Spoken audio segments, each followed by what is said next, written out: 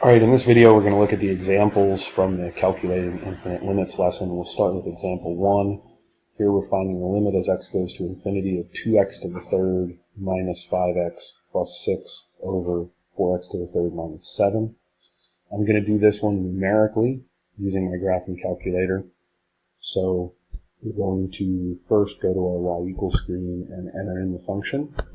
Make sure you put parentheses around the numerator and the denominator.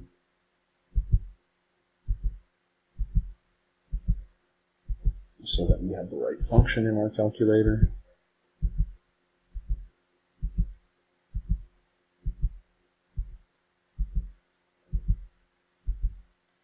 Alright, and now I'm going to set up my table. Now here, I want my numbers in my table to go to infinity.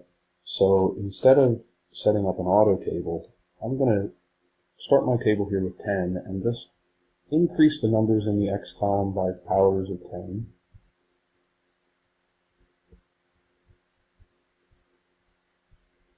To see what happens as the x value gets bigger and bigger, closer and closer to infinity.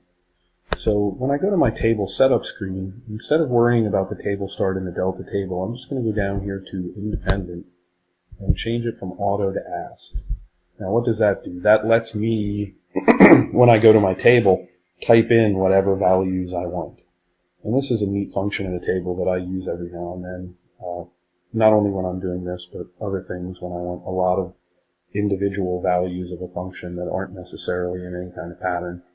So now I'll go over to my table screen, and now I can just type in 10 for x, and it'll give me a y value. And then I'll type in 100, 1,000, and 10,000. And you can probably see already where the limit is going as x gets closer and closer to infinity. I'm going to scroll over to the right-hand column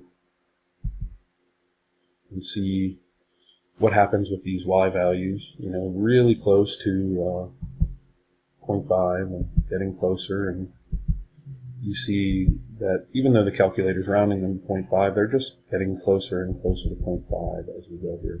I'm going to fill in my table. 48986.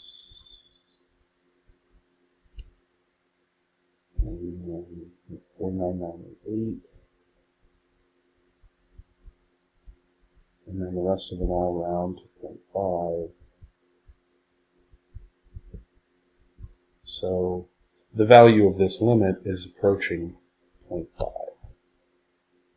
Alright, that's example 1. In example 2, we're going to find the limit as x goes to negative infinity. So this time, instead of going 10, 100, 1,000, etc., we're going to do the same thing with powers of 10, only in the negative direction.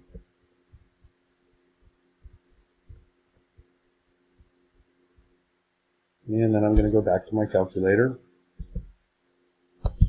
enter in this new function, 3x squared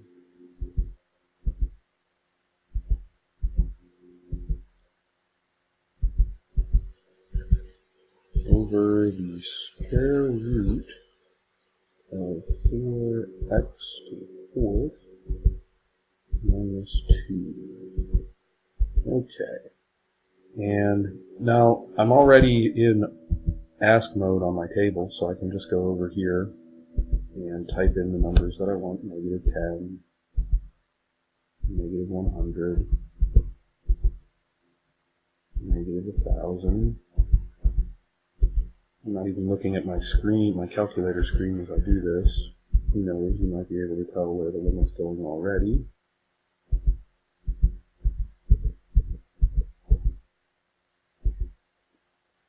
Alright, and it looks like we have a pattern that shows the value of y approaching a particular value as x gets bigger and bigger in a negative direction. So I'm going to fill in my table here, 1.765,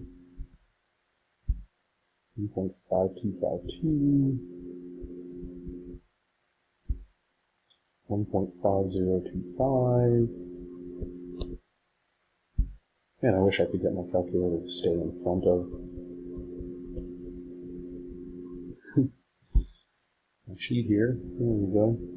And you see as the values get closer and closer to negative infinity, these are approaching 1.5. So that's going to be our limit. All right.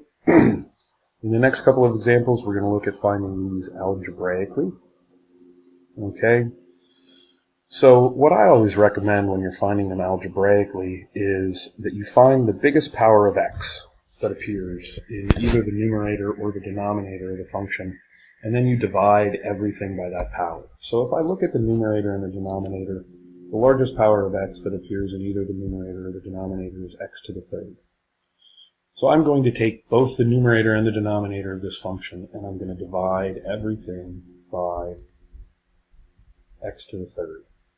And so that's going to give me 7 minus 4 over x plus 5 over x squared minus 7 over x cubed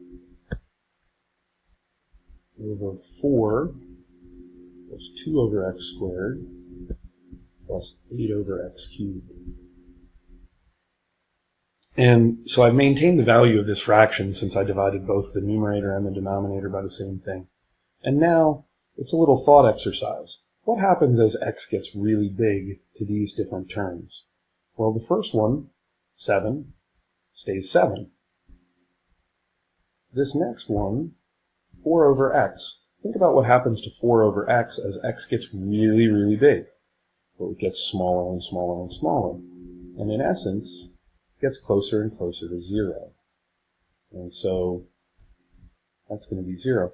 And the same thing happens with all of these other terms that have x's in the denominator. They all approach 0 as x gets really, really big. So we end up having 7 minus 0 plus 0 minus 0 over 4 plus 0 plus 0, which ends up just being 7 over 4.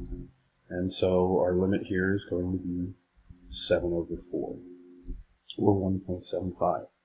And if you don't really recognize that, you can confirm that pretty easily by setting up a table and handling this limit numerically, just like we did the first two examples. All right, let's do the last example for this video. Example 4.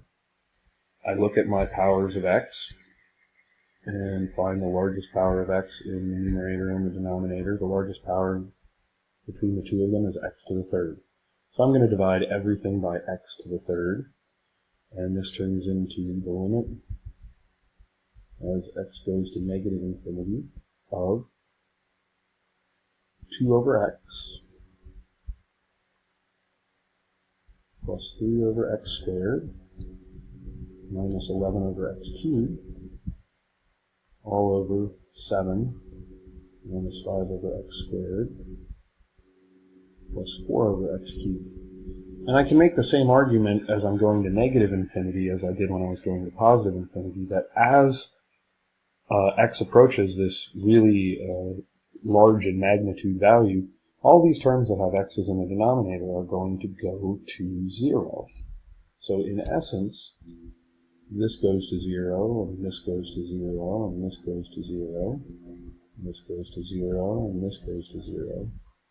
And when I do all of that, I end up with something that goes to 0 over 7.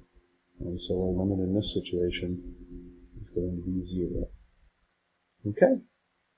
Check out the next video for examples 5 through 7 from this lesson. See you next time.